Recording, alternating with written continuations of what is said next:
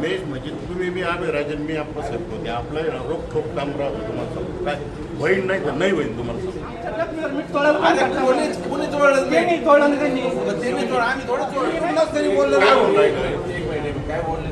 काय होऊन राहिलं काय बोलले ते तुम्ही काय बोलले आता वाईट वाटेल आमच्या सोडून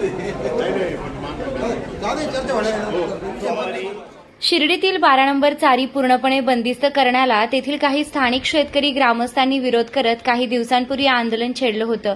त्यानंतर आरोप प्रत्यारोप झाल्यानंतर मुख्याधिकारी यांच्याबाबत अपशब्द उच्चारल्याचं सांगत उपनगर अध्यक्ष अभय भैया शेळके यांनी तातडीची पत्रकार परिषद घेत संबंधितांना कडक शब्दात समज दिली व यापुढील काळात असा प्रकार खपवून घेतला जाणार नाही असा इशारा दिल्याचं समजताच 12 चारी कृती समितीच्या सदस्यांनी नगर परिषद कार्यालय गाठत उपनगर अध्यक्ष अभय भैया शेळके यांची भेट घेत झालेला गैरसमज दूर करण्याचा प्रयत्न केला असता यावेळी काही काळ शाब्दिक चकमक उडाली तर तणावाचं वातावरण निर्माण झाल्याचं दिसून आलं. परंतु अखेर उभयंतांनी सामंजस्यानं घेत डॉ. सुजय विखे पाटील हे सोमवारी शिर्डीत आल्यानंतर या विषयावर चर्चेतून मार्ग काढू असं म्हणत शेवट गोड झाला. खाली काम करा ना वरच का बसलं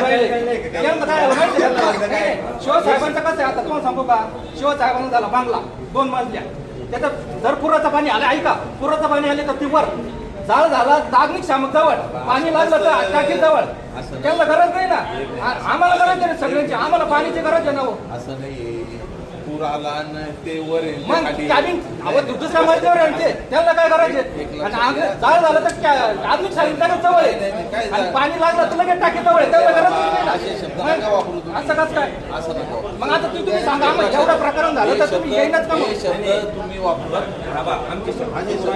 आमचे भैया काय होतं माहिती का हे शब्द तुम्ही वापरले ना याचं काय होतं ज्या आपल्याला ज्या गोष्टीकडे जायचंय तो सोडून आपल्याला दुसऱ्या रस्ता घ्यायची वेळ आली तर चुकीचे घालू आपण काय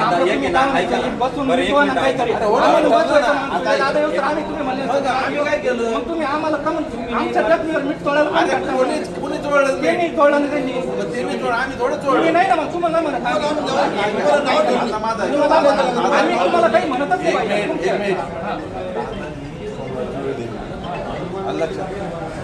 दादा काय करतो दिवस भरतो शिर्डीला ते तुम्हाला सगळ्यांना कळणार आहे ते जो निर्णय होणार जो काही निर्णय होणार चर्चेत तो सगळ्या शहराला चीफ ऑफिसरला नगराध्यक्षाला नगरपालिकेला सगळ्यांना मान्य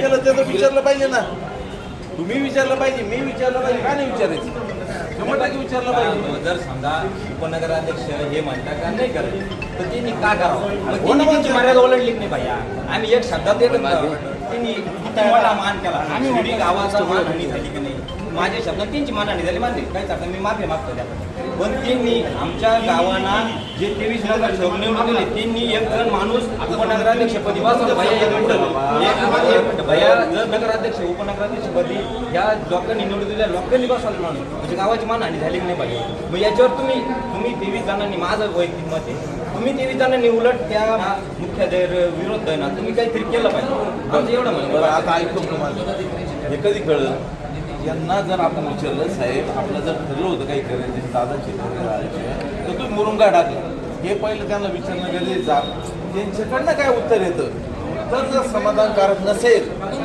तर आपल्याला पुढचं त्यांना काय बोलायचं करायचं ते आपल्या हातात आहे पण जर उत्तर जर त्यांनी समाधानकारक देऊ शकले समजा तर विषय संपून जातो पण हे कधी शक्य आहे त्यांना विचारल्याशिवाय त्यांच्या मुखात जो पण येत नाही बरोबर. मग काल आमचं एवढं झालं समजा मुरून झालं त्यांनी आम्हाला त्यांच्या मार्फत एखादा माणूस बोलून आम्हाला तिथं बोलवा का नाही तर ते नाही येत तिथं पण आम्हाला तर बोलवा तिथं आम्हाला काय झालं माहिती आम्हाला तुझं कुठं माहिती असं आहे ना आम्हाला सुद्धा कुठं माहिती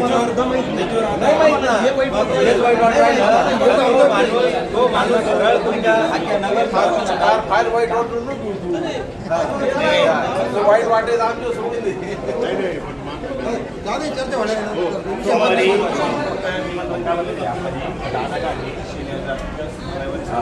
आणि वस्तूवर तुमच्याच मिटिंग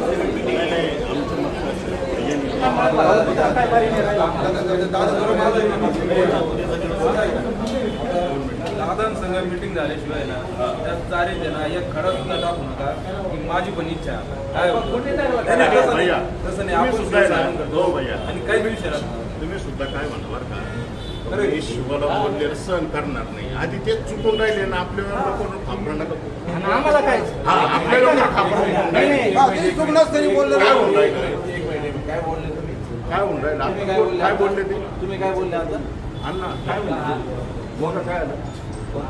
हा येत ना का माझा असं शब्द तुम्ही नगराध्यक्ष हा. मुख्याधिकारी बोलणं म्हणजे मला कळलं बरं का तुम्ही बोलली हा, बोललो ना. मला गॅरंटी नाही नाही नाही, गॅरंटी काय ओपन राहतं आपलं काम मग आहे. आता नेमकं ते तुमचं- शब्द आहे. हा बा, मेष म्हणजे तुम्ही बी आम्ही राजन मी आपण साहेब होते आपलं आहे ना, रोखोक काम राहतो तुम्हाला सांगतो. काय होईन नाही तर नाही होईन तुम्हाला सांगतो. काय होतं समजा तुम्ही सुद्धा शहानिशा करायला पाहिजे. शिव म्हणजे काय हे नाही, साईबाबा नाही, साईबाबा नाही, इथं न संपणार आहे. तुम्हाला सांगतो बाबा नामदार राधाकृष्ण विखे कुटुंब आणि आपण गावकरी हे न गाव सोडून जाणार.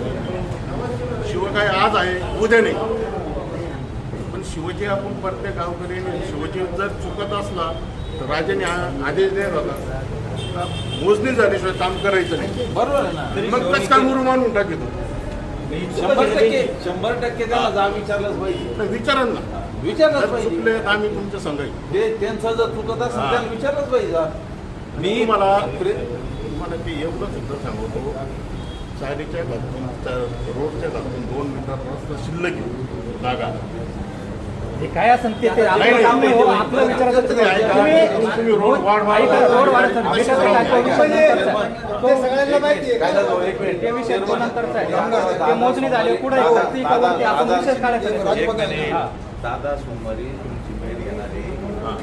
जे काही चर्चेत होईल ते सगळ्यांना मान्य आहे, आम्हाला मान्य आहे, आमचं काय म्हणणं नाही. फक्त आम्ही तुम्हाला वस्तूवर जो शब्द दिला त्याची आम्ही म्हणजे प्रामाणिक राहणं अपेक्षित होतं. आम्ही राहिलेलो आहे. आता त्यांनी काय निर्णय घेतला हा तर हे त्यांना आपण जाब विचारला पाहिजे आणि विचारू काय प्रश्न. आम्हाला ज्या उडवून वाटलं काय ना राजाने जरा सांगितलं काही त्याने करायचं नाही. नाही, पण आम्ही कुठे काय केलं? आम्ही कुठे आम्हाला जे आवड असं वाटलं का आम्हाला राजांचा अपमान झाल्यासारखं वाटलं म्हणून आम्ही चिडलो तिथं. आम्ही चिडलो तुमच्या आदेशाला ते केराची टोपली दाखवली म्हणून आम्ही तिथं चिडलो. तुम्हाला सांगतो, तुम्हाला बोलले तर आम्ही सहन करणार नाही. तुम्हाला सांग, तुम्हाला कोणी जर बोललं तर आम्ही सहन करणार नाही. बरं आहे. बरोबर आहे की नाही? म्हणून एक जबाबदार व्यक्ती तुम्ही. विषय समजून घ्या, एकदा त्याला विचारून नेमकी त्याने काय घेतलंय भूमी बरोबर आहे की नाही? विचारू ना आपण त्याला काय एवढं. आणि तुझ्या दादा सोमवारी आल्यानंतर हे सगळं होणार आहे उघड. त्याला काय तुमचं काम कसं राहतं तुमचं काम कसं राहतं शिस्तप्रिय, पुढं चुकणार नाही. एखादा शब्द दिला तो पूर्ण पाळणार नाही. आणि ज्या दिवशी तुम्ही नमस्कार. श्री साईबाबांच्या पावनभूमीत तुमचे हक्काचे आणि सुरक्षित घर घेण्याची सुवर्ण संधी चालून आली आहे. आम्ही घेऊन आलो आहोत साई आनंद पार्क. येथे आहे श्री साई कृपेचे आणि आनंदाची आत्मानुभूती. 5 एकरमध्ये 100% लीगल सर्व सोयींनी युक्त रहिवासी प्लॉट्स, रस्ते, स्ट्रीट लाईट्स, श्री महादेवाचं मंदिर, निसर्गरम्य हिरवाईनं नटलेला परिसर, सगळं काही तयार. अंतर्गत प्रशस्त रस्ते आणि प्रस्तावित 12 मीटर आणि 15 मीटर DP रोड लगत विकसित प्लॉट्स. आणि हो, आपले श्री साई मंदिर, शाळा, मार्केट सर्व काही फक्त 5 मिनिटांच्या अंतरावर. सुरक्षित गुंतवणूक, तज्ज्ञ वकिलांमार्फत खरेदी विक्री आणि वास्तुशास्त्रानुसार प्लॉट्स. सुरक्षित, शांत आणि सुसंस्कृत वातावरणात एअरपोर्ट रोड लगत शिर्डी हद्दीमध्ये श्री साईबाबा मंदिरापासून अगदी काही मिनिटांवर. साई आनंद पार्क म्हणजे आनंदाचं, विश्वासाचं आणि समाधानाचं ठिकाण. आजच बुकिंग करा. मर्यादित प्लॉट्स उपलब्ध. कारण साई आनंद पार्क म्हणजे साई आनंदाची अनुभूती.